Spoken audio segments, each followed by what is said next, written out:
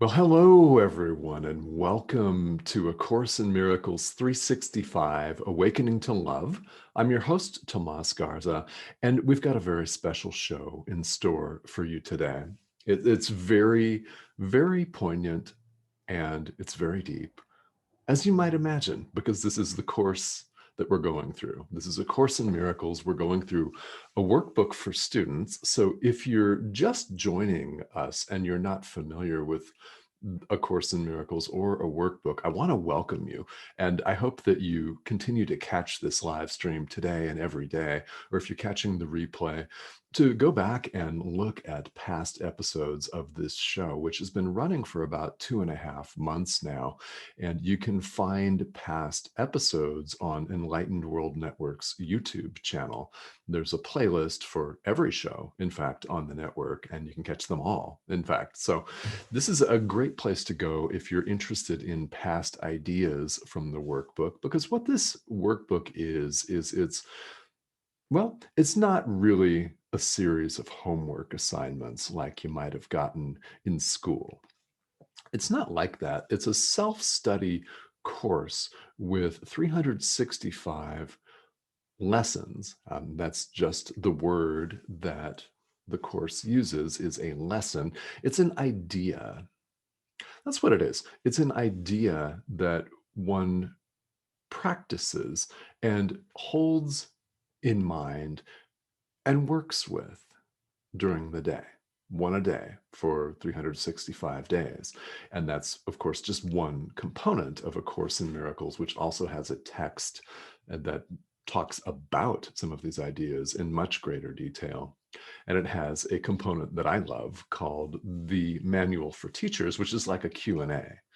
It really is. It's like a question and answer session. And that is a place where you can get a lot of clarification of terminology. Because if you've been following this at all, you'll know that the course uses some words, some very common words like forgiveness, like atonement, very differently than we use in common parlance. So that is definitely something that's worth checking out. But where we are today is lesson 67 in the workbook. And wherever you are, if you're just starting out, again, welcome. And if you're on a different workbook lesson, welcome. And if you don't own a copy of A Course in Miracles, that's also very wonderful. Welcome again, because this is universal spirituality. All of these principles, all of these ideas that we've been talking about and that we're talking about today, that we'll continue to talk about on the live stream, are relevant to anyone in the world. Why? It's universal spiritual principles. So no matter what your background, no matter what your religious tradition or spiritual tradition, whatever that is, there's something here for you. So I want to welcome you and welcome your comments as well. If you're just joining us, I love to talk for a few minutes about my experience and my ideas about the workbook lesson in hopes that you'll find something in here that's deeply resonant with you and that it will inspire you to practice. That's my hope, ultimately, is to inspire all of you to practice your spirituality, whatever that looks like, and to continue to practice it because the world needs us now more than ever. There's never been a time where that wasn't the case in the world, but these days it's very, very evident, isn't it, that the world needs light workers. The world needs people to meditate. The world needs people to mindfully practice their spirituality and to apply themselves to that now more than ever, because there's so much, so much going on. All right. So, one of the things that I'm very interested in is the question that I've asked a little bit here on the stream in the past week, and that is, how has your spirituality changed you?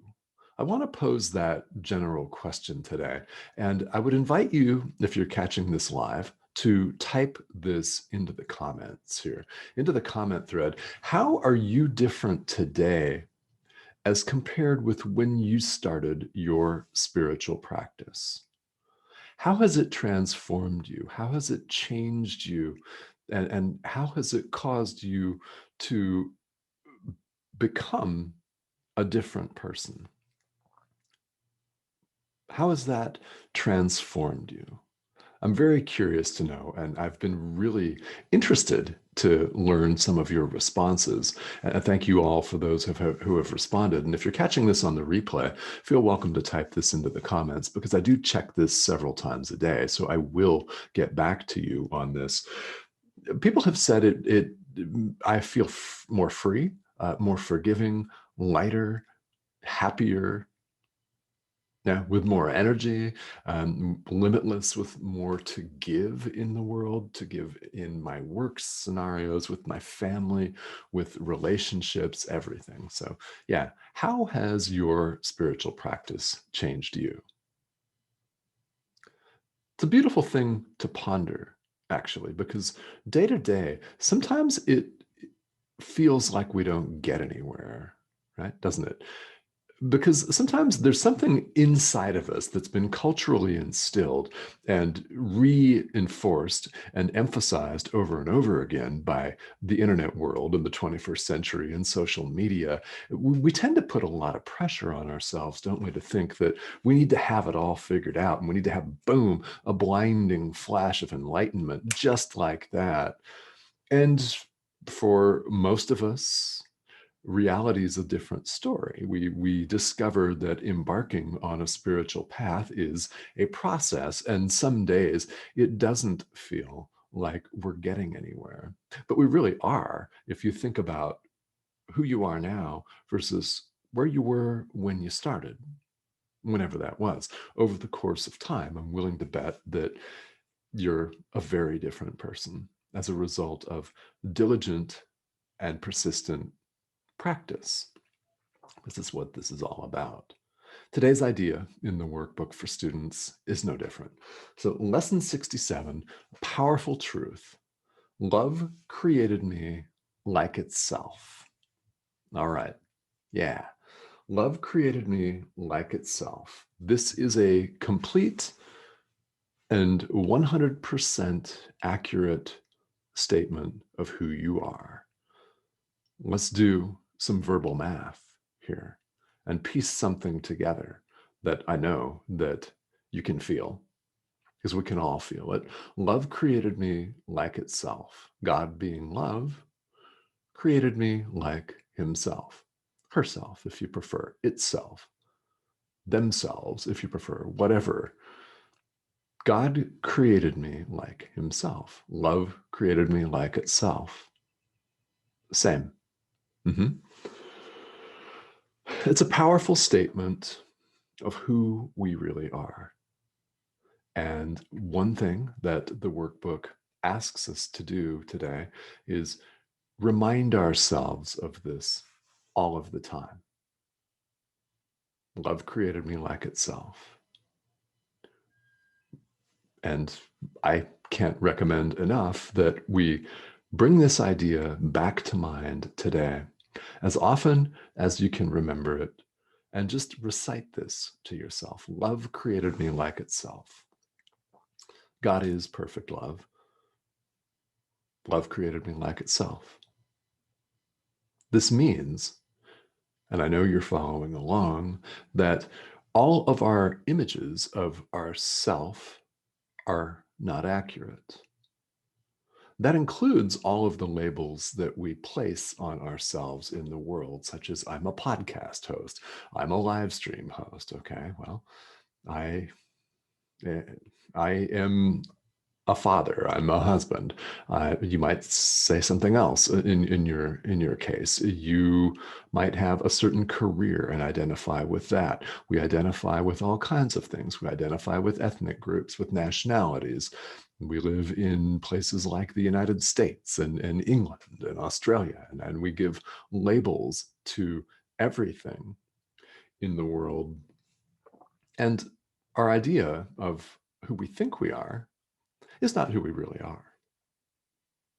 Quite simply, that's quite simply the truth. Love created us like itself. So, what we're doing here is we're practicing this idea, and what's going on is a systematic process of undoing our idea about ourselves and at the same time, undoing our ideas of God. Now, maybe you were raised in a tradition that saw God as separate from ourselves. In other words, higher than, better than is the meta message that I think a lot of us got. I certainly got this growing up. I mean, I was fed images of God as a man, first of all, which he's not, nor a woman, nor non-binary, anything like that. These are all labels that we put on the divine. So I had an image of God being an all-powerful white man, actually, with a beard, who had thunderbolts, lightning bolts, in his hand, and at whim was ready and willing to heap suffering down upon us, poor souls, sinners, roaming around in the muck in the pigsty of the world. Not a very encouraging image for a small child. So maybe you can relate to this. This is how I was raised, with a very different conception of God. And at the same time, the same people would tell me, well, God is love. That's accurate. Yeah, that's accurate. God being a man who's willing to strike us down because we've transgressed him and offended, well, that's not accurate. So if you've ever felt that there's no such thing as sin, beautiful. Yeah, that's the case because God has no ego to be offended. Think about it. God doesn't have a separate sense of self. Perfect love is not capable of division and separation. It only extends itself. God only extends himself, itself, if you prefer. No problem. So, what does this mean? In undoing our definition of ourselves, we're also undoing our definition of who we believe God to be, or what, frankly, we believe God to be. And in lesson 67, the workbook suggests that we say things like holiness created me holy, kindness created me kind, joyfulness created me joyful, love created me loving. Attributes, different attributes of God, maybe than the ones that we grew up with, or that we're routinely force fed in society by a lot of different people from all different backgrounds, most of whom aren't really even aware that they're sending out this message. So the deal here is that we are part of God's definition of himself. Yeah? Love can only extend itself. Therefore, we're a part of this. And if you're following along, not a separate part. There is no separation of any kind. Are we beginning to get how powerful, fundamentally, at our core, we really are? When we wipe away all of our conditioning, just let it go. What's left? It's pretty powerful, limitless, joyful. Yeah, never ending, outside of space and time completely. All right. One way we can sum this up is we are not who we commonly think we are. It's one of the beauties of any form of spirituality that presents absolute truth to you. We're not who we think we are. Who are we? How often do you ask yourself, who am I? Okay. Let lesson 67 help you with this question. This self is there for us to find. And because you're watching this, you are in the process of finding yourself, capital S here. Yeah, and this is a beautiful thing. It's a beautiful process. And I'm so glad, so glad that you're on this journey. For me, it's a pleasure, it's an honor to be here with you because we don't walk this alone. Yes, moment to moment, we decide for love by ourselves. It looks like we're making all kinds of decisions by ourselves in the world, but ultimately, we are all together in this. There is no separation, period, of any kind. Despite all of the images, all of the situations that the world appears to throw at us, what we're talking about is the truth, ultimate truth here. Now, yes, we must all pay our bills in the world. We must check our email. Sorry. If you haven't checked it for a while, sorry. Just delete everything. That's cool. Yeah, we have to check our email. We have to eat. We have to sleep. There are things that we do to function in society, in the world. And that's absolutely fine. It's well and good. What we're out to do with spiritual practice is experience the truth of who we really are when you wipe all of that conditioning away. That's why there are practices like meditation. That's why there is prayer. That's why people practice whatever form of spirituality you practice. That's why there are practice periods in the workbook, in A Course in Miracles. So no matter what you do today, even if you only recite the day's idea a few times, love created me like itself, you will have done a lot more than you possibly can even imagine to bring the experience of this closer to you. Love created me like itself. And just repeat that if that's all that you find that you're able to do today. Just repeat this idea. Love created me like itself. And sit in there with some of the positive self images, because as you replace your definition of God, you replace your definition of yourself. Love created me loving. I love that one. Yeah. Joy created me joyful. Statements like this, and you can find them in the commentary on lesson 67, because if you're following along, you'll see that every workbook lesson has a few paragraphs of commentary and further explanation of the day's idea. So I would refer you to that. It will tell you actually every day how it recommends that you practice that day's idea. And today, there are a couple of different things that you could certainly do. The quickest and easiest of all of them is to simply repeat this idea. Love created me like itself. And it's important to do this as often as you can today. I mean, this is true of all workbook lessons every day. It's important to do them as often as you remember them. And of course, please give yourself some grace if you forget completely. I've done that so many times, like a lot of times. I haven't even counted how many times I've done a workbook lesson at the start of the day, and then maybe the day called for multiple practice periods. Yeah, I didn't do any. I just got swept away, right? We all get swept away. So if you do, no problem. Really, it's no problem. Just recite today's idea as often as you can.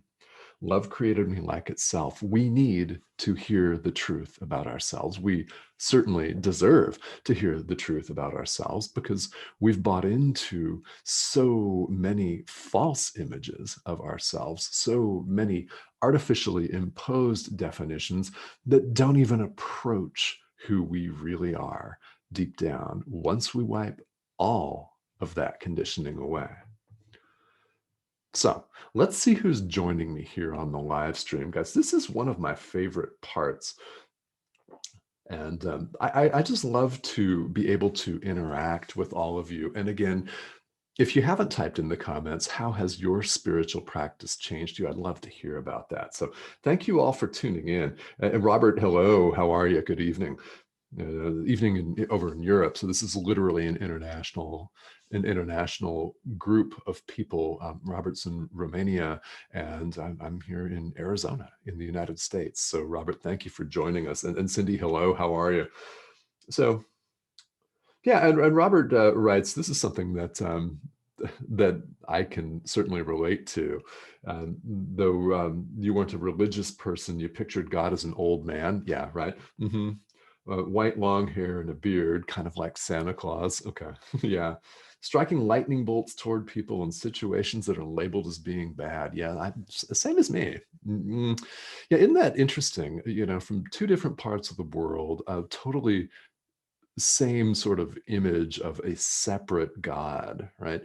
With lightning bolts that'll strike you down. And I can't tell you how many times I was told that growing up is God's going to strike you down. It's just a way to manipulate kids into behaving and doing what the parents want them to do, I think. Yeah, I'm just kind of convinced of that.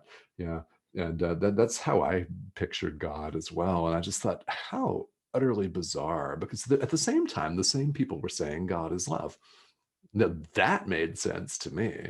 Yeah, the white man with the beard throwing lightning bolts and just laughing at people's misfortunes. Yeah, that wasn't so resonant. It never has been.